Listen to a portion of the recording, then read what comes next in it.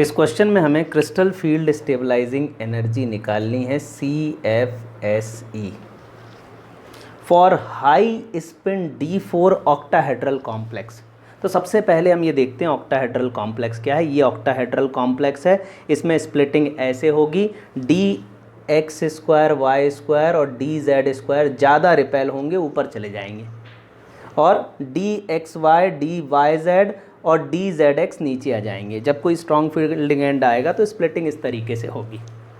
अब ये जो एनर्जी लेवल है इसको हम 0 मानते हैं, और इसके ऊपर वाला जो एनर्जी लेवल है वो आएगा 0.6 डेल्टा नॉट, क्योंकि इन दो ऑर्बिटल के बीच जो एनर्जी डिफरेंस है वो है delta not.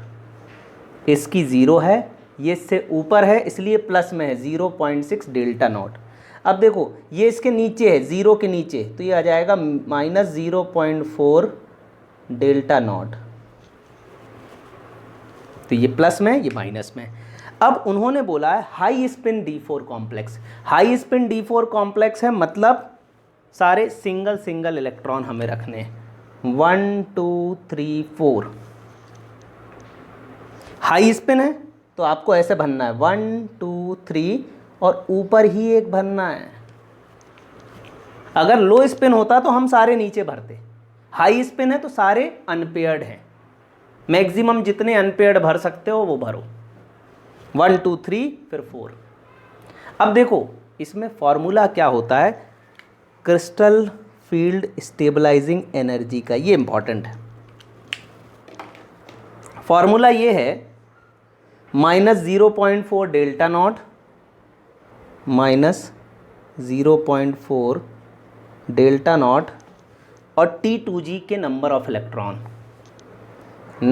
Electron in T2G। T2G में कितने इलेक्ट्रॉन्स हैं, ठीक। अब देखो ये क्या है, ये हमने एनर्जी 0 मान रखी, तो इसके नीचे माइनस में और इसके ऊपर प्लस में, तो this energy into number of T2G electron plus 0.6 delta not number of EG electron. तो यहाँ EG इलेक्ट्रॉन्स हमें मल्टीप्लाई करने हैं।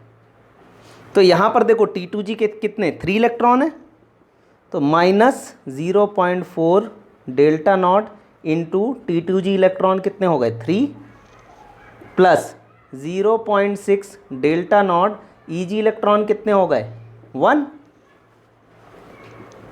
तो ये हो जाएगा -1.2 delta not plus 0.6 delta not, तो ये एनर्जी आ जाएगी -0.6 डेल्टा नॉट। तो ऑप्शन ए करेक्ट है।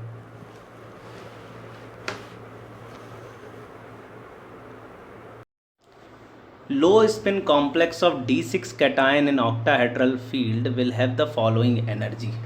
और इनमें से कौन सी एनर्जी होगी ये पूछा गया है। यहाँ पर energy crystal field stabilising energy की बात कर रहा है, और D6 और ऑक्टाहेड्रल फील्ड। तो सबसे पहले एक काम करो, ऑक्टाहेड्रल स्प्लिटिंग करा दो, 1 2 3 4। ये क्या है D6 है, 1 2 3 4 5 और 6। अब इसमें हम स्प्लिटिंग कराते हैं। ऑक्टाहेड्रल स्प्लिटिंग में DZ² X² Y² ऊपर जाएगा और XY YZ और ZX नीचे आएंगे। इसकी जो एनर्जी है वो 0 है। अब इसके ऊपर जो एनर्जी है वो आ जाएगी, अब ये देखो इन दो, इसको हम कहते हैं T2G और इसको हम कहते हैं EG। इनमें एनर्जी गैप है डेल्टा नॉट। अब इस 0 लेवल के ऊपर जो एनर्जी है वो प्लस में आएगी, 0.6 डेल्टा नॉट,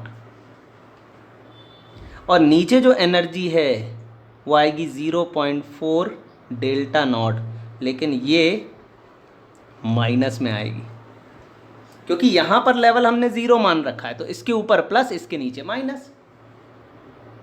अब 6 इलेक्ट्रॉन भरने और उसने बोला है लो स्पिन कॉम्प्लेक्स, ध्यान से देना, लो स्पिन कॉम्प्लेक्स है। लो स्पिन कॉम्प्लेक्स है मतलब इलेक्ट्रॉन हमें सारे नीचे ही भरने पड़ेंगे, 1 2 3 4 5 6। इसका मतलब Eg में इलेक्ट्रॉन जाएंगे ही नहीं, क्योंकि लो स्पिन कॉम्प्लेक्स है। लो स्पिन कॉम्प्लेक्स है मतलब अनपेयर्ड इलेक्ट्रॉन कम है, पहले इलेक्ट्रॉन लोअर एनर्जी शेल में भरो, ऐसे एनर्जी बढ़ रही है। अब क्रिस्टल फील्ड स्टेबलाइजिंग एनर्जी का फॉर्मूला क्या है? 0 minus 0.4 delta not into number of T2G electron. यहाँ T2G इलेक्ट्रॉन कितने हो गए? 1 2 3 4 5 6, तो इसको 6 से मल्टीप्लाई कर दूँ, plus 0.6 delta not into number of Eg electron. Eg electron तो एक भी नहीं है, 6 थे, 6 के 6 नीचे भर गए, इंटू 0, तो ये क्या हो जाएगा? 0। तो ये आ जाएगा 6 4 जा 24, तो माइनस 2.4 डेल्टा नॉट। अब इसमें एक पॉइंट की बात ये है कि ये P क्या है? ये सबके साथ P दिया है, ये क्या है? P को हम कहते हैं पेयरिंग एनर्जी, और ये पेयरिंग एनर्जी हम ऐड करते हैं। अब देखो, जितने इलेक्ट्रॉन पेयर होंगे उतनी पेयरिंग एनर्जी होगी। तो यहाँ पर पेयर्ड इलेक्ट्रॉन कितने हैं? 2 4 एंड 6, सॉरी 6 इलेक्ट्रॉन है और 3 इलेक्ट्रॉन पेयर हैं, 1 2 3, तो यहाँ पर आ जाएगा 3p। 3p वाला ऑप्शन यही है, इसको आप डिवाइड करोगे तो 2.4 आ जाएगा, तो ऑप्शन डी।